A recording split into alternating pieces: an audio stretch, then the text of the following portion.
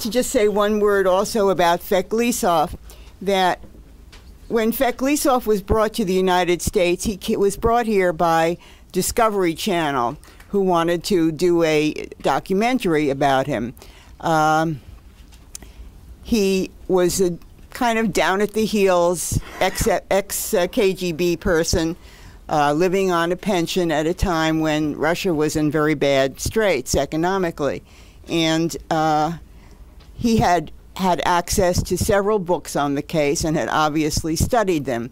Now, like Michael, I believe he probably was, at a time, for a while, Julius's handler in the United States.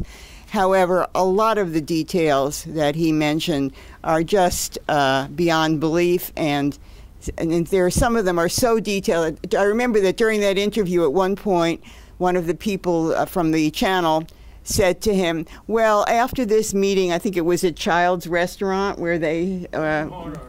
Well, Horn and Harder, yeah, where he handed over the, Julius allegedly handed over the proximity fuse. He said to the person from Discovery Channel, said to him, well, when you came out of the restaurant, did you turn left or right? And he said, right. I mean, nonsensical things like that. He was willing to say anything. Yes. Yeah, hi. To me, it had always been someone was involved in the student movement and the New Left and whatnot. It was always plausible to me that people who had been members of the Communist Party and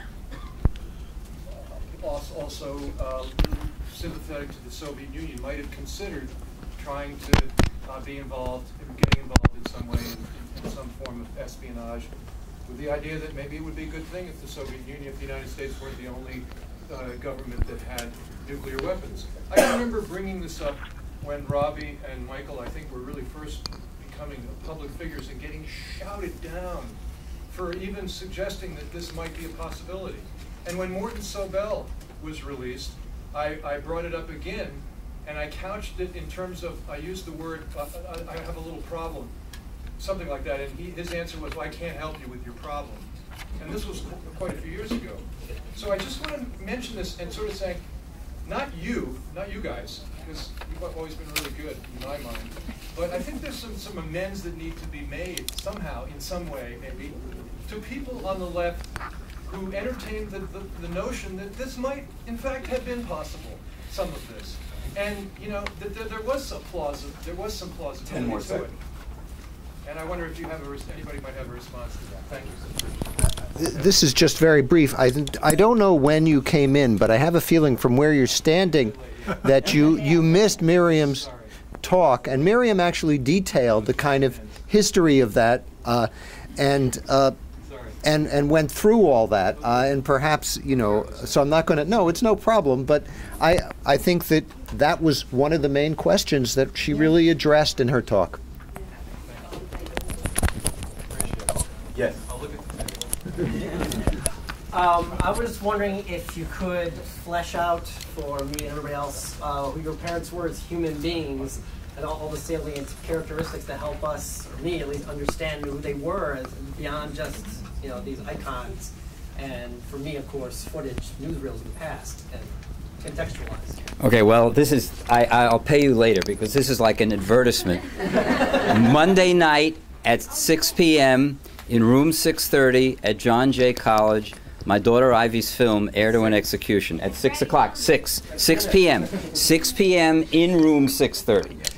In John Jay College on 899 10th Avenue, you get to see my daughter's film, Heir to an Execution. I think that she, with a documentarian's eye, with a creative person's eye, interviewing family members and friends, many of whom have passed away, and using archival footage, I think she came as close as possible to getting a sense of who they were. The only other source is you got to read their letters.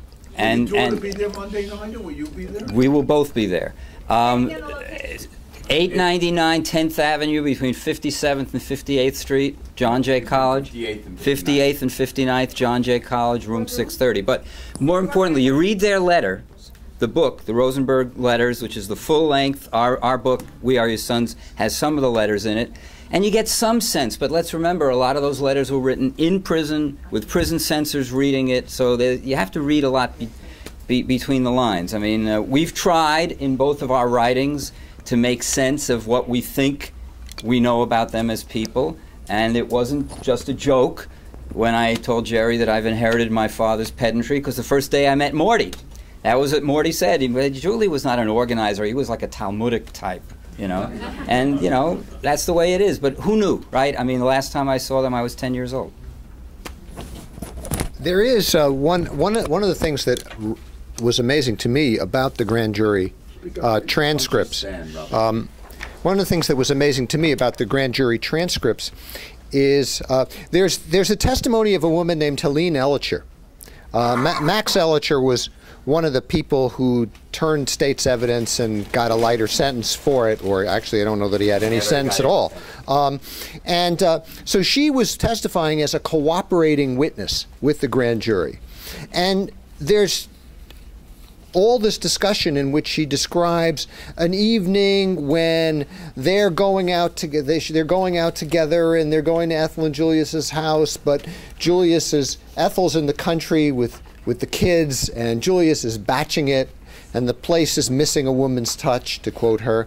And then they decide to go to the Upper West Side to a Chinese restaurant, and they meet someone else there, and then they bop across town to meet someone, Al Sarant, and Joel Barr, the musician who's going to plays the Spanish guitar, and he lives in a 6th floor walk up, and he's at midnight, and he's in his pajamas, and you get this sense of these young and energetic people who remind me, sort of, except a more impoverished version, of me and my SDS buddies in the late 1960s and early 70s.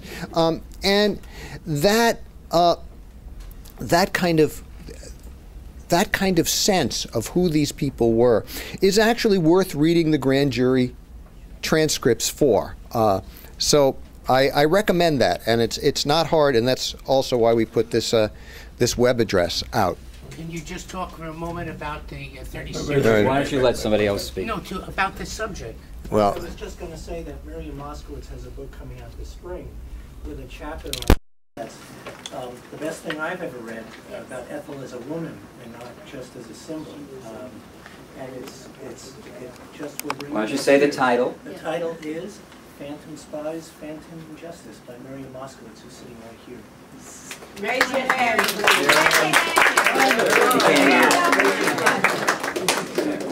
Finally. Yes. I wonder, I was very interested when Dave was talking about one of the Jewish questions, and it strikes me that there's a difference between typical American Jews and, quote, secular Jews. And I wonder if you could comment on that in relation to the previous